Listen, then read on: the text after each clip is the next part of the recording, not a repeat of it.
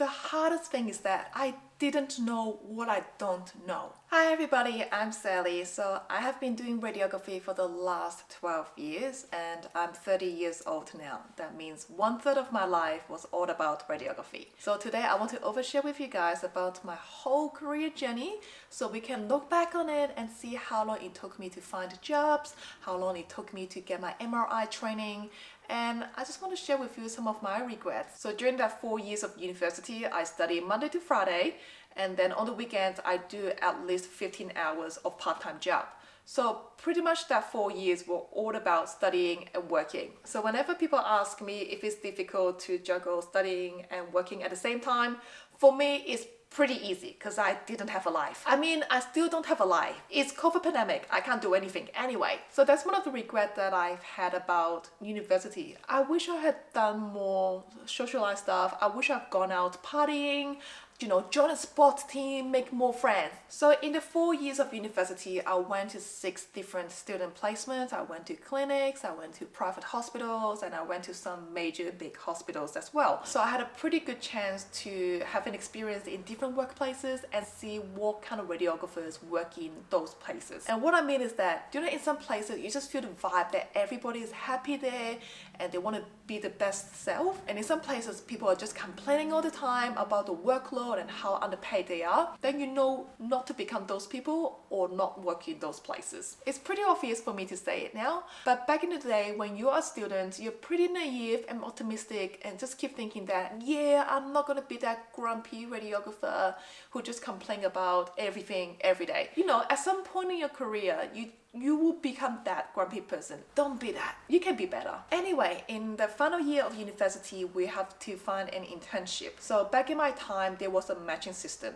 So all the students would do interviews with hospitals and private companies, and they'll put down their preferences of the places that they want to have their internship. And at the same time, the hospital and the private companies will put down the names of the students that they want to take in as interns. And then the matching system will do their magic and hopefully can find you a match. So I was matched with the hospital that I wanted, but I have never ever been there as a student. And I absolutely know nothing about that hospital. That hospital was 1.5 hours away from me. Only reason I chose to go to that hospital far away from home is because of the supervisor. So when the supervisor was promoting his hospital in the orientation week, he was really selling it. He wants you to become a good radiographer. Like, he's not taking interns in just as cheap labor. I feel like he's somebody who wants to invest in you. So I had a chance to do 2 research projects as well, and I have presented them in seminar and conference, and I wouldn't have all of this without his help. So it was an amazing internship, and at the end of 6 months, I didn't get a job there. So out of the 9 interns, 6 of them got a job there. And it was I disappointed? I think it was a mutual understanding because that hospital is just too far away. Every day I spent 3 hours driving in my car. There was nothing wrong with the place, but my gut feeling was telling me that this is not where you're gonna be for the long term. So I started looking for jobs before I even graduated, and I made a really bad decision. I only applied for clinics. I know I'm the one who always tell you guys to work in a hospital as long as you can, but at that time I was really burnt out because the 4 years of studying and working part-time at the same time, stressing about getting my permanent residency in Australia, and I was 22 years old and I just got out of a 1-year relationship and I didn't really know what I want to do with my life at that time, so I just wanted something easy. So I found a job in a radiology clinic that is only 10 minutes away from me. It was a very quiet clinic, so some days I only do free X-ray, and I was by myself all the time. So if I was doing something wrong, there's no one there to tell me. Like, it was good for 3 months because it gave me a chance to relax, to read some book, find myself a new boyfriend. And then after that, I was really questioning myself. Did I really study 4 years to do this bare minimum? Luckily, I also received a job offer from a bigger private company, so I quickly jumped ship. So the clinics are a lot busier. There are more modalities that I can do. After a year, I can do almost everything in the clinics, and I didn't feel challenged anymore. Everything is so routine and it became mundane. So I started looking for jobs again, and this time I was determined to find a job in a hospital. For me, it felt like a big revelation. It's like Finally, I can hear my calling. But all my friends and my supervisor from the internship were like, gosh, how long did it take for you to realize that you need to work in a hospital? Like for them, it was obvious that I have made a really bad choice from the beginning because they know my personality. I'm someone who's always need to be challenged. I'm someone who's always on my feet, had to get things done. And I have done research projects, and you don't get researching opportunities working in private companies. So if you guys ever feel a bit lost or don't know what to do with your career, just ask your friend. You know you hate to hear your friend to say, I told you so, but they told me so. So I've talked about it in another video that it is easy for a hospital radiographer to find a job in the private sector, but it's very difficult the other way around. So I think it took me more than 3 months to find a job in a public hospital. So I know 3 months doesn't sound like a long time to find a hospital job, but during the time of uncertainty, it just felt like the longest time in the world. So I think I had 4 interviews with different hospitals and I was knocked back every time because they found somebody with more hospital experience compared to me. So I was feeling quite frustrated. So at the end, I was very lucky that I found a job in this hospital. The interviewer in the hospital also knows my supervisor from my internship, and my supervisor has put in a lot of good words for me. And the interviewer has also seen my presentations over the year, so he knew that I'm somebody who would work really hard and who was willing to put in the extra work. So that's how I got the job, but it was only a 6-month temporary position. What that means is that I left my full-time permanent job from my private company in order to take this temporary position. And that was a risk that I was willing to take. I told myself in that 6 months, I need to learn as much as I can. So even if they don't have a job for me at the end, I should have good enough experience to find a job anywhere else. So 6 months later, I was still on the roster. And then a year later, they were like, yeah, you can keep working here. So what I have seen over the years is that if you prove yourself good, most of the hospital will try to keep you on after your temporary position. And even if they don't have a position for you in that hospital, they will put in the good words and try to find you a job in another hospital. Yeah, radiography is a very small world. We all talk. So we'll always remember the excellent students and we'll always remember the terrible ones. So after working in the hospital for a year, I was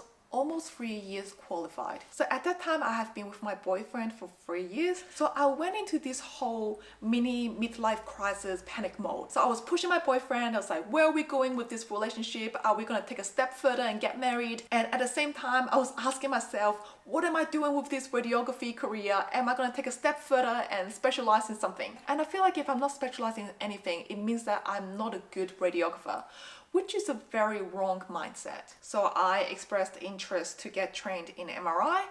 I've heard nothing for 3 months. So I asked them again and I still heard nothing for another 3 months. So I kept sending them email asking them, hey, what's happening with MRI training position? Is there one available?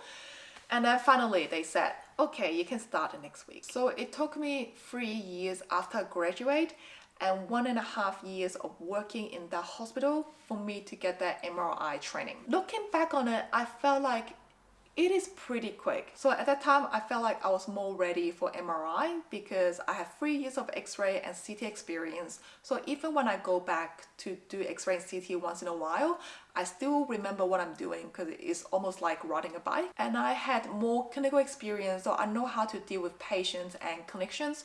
So I felt like I was more mature, and I was totally wrong. What I wasn't ready was working with different colleagues. The MRI team is quite small and you always work with the same people in the same room. So I see those people more than I see my husband. So when you have a small group of people with strong personalities working under pressure in the same room 5 days a week, you're gonna have conflict. And that's something I wasn't ready for. Because in the X-ray department, like it's a bigger team. We've got like 30 of us and you work in different area. Like sometimes you're doing mobile X-ray, sometimes you're in CT. So even if you don't like working with one of the person, you don't really work with them that often. It's different in MRI. Even if you don't get along with one of the person, you still have to sit next to them for 8 hours. Like the physics in MRI is difficult. I still don't understand 90% of the physics, but the scanning itself is not that hard if you're working in a clinic.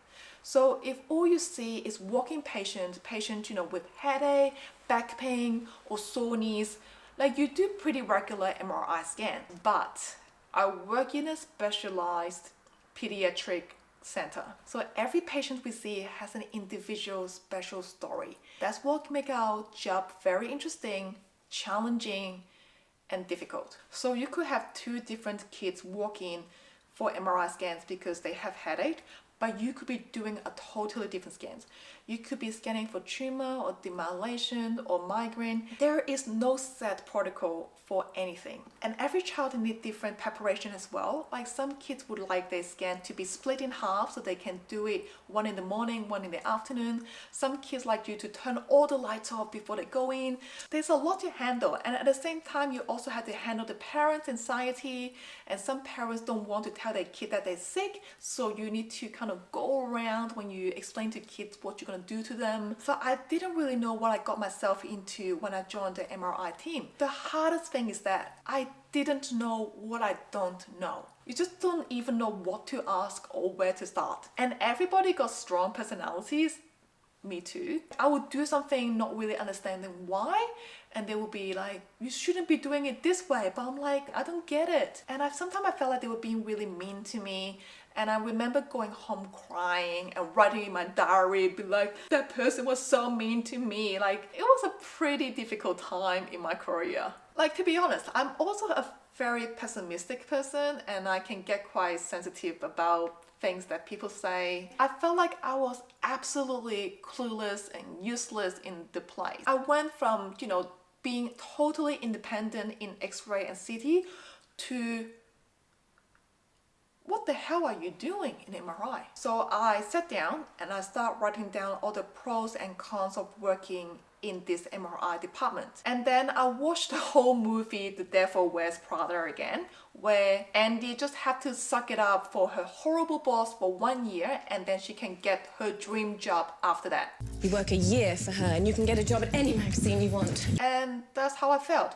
I told myself, you suck it up for 3 years, you learn everything you could from this MRI place, and then you will have an amazing resume which can find you an MRI job anywhere. But after working there for 3 years, I proved myself that I'm actually a good worker. I know I can be a bit impulsive with things, but I do care about the patients. So they slowly let me in, and I start making friends in the place. And I start building relationship with the patients, and I found that my job is actually very rewarding. So after putting it up for 3 years, I started enjoying it. So now I'm almost in my 5th year of being MRI trained, and I have decided that I want to work in this department for the rest of my life. Or again, I may change my mind. Who knows? I'm impulsive. Because sometimes I do look at other jobs that maybe I can do besides being a radiographer. Because there are other jobs that radiographers can do besides just taking X-ray, CT, MRI. So I'll talk about all the other career options next time.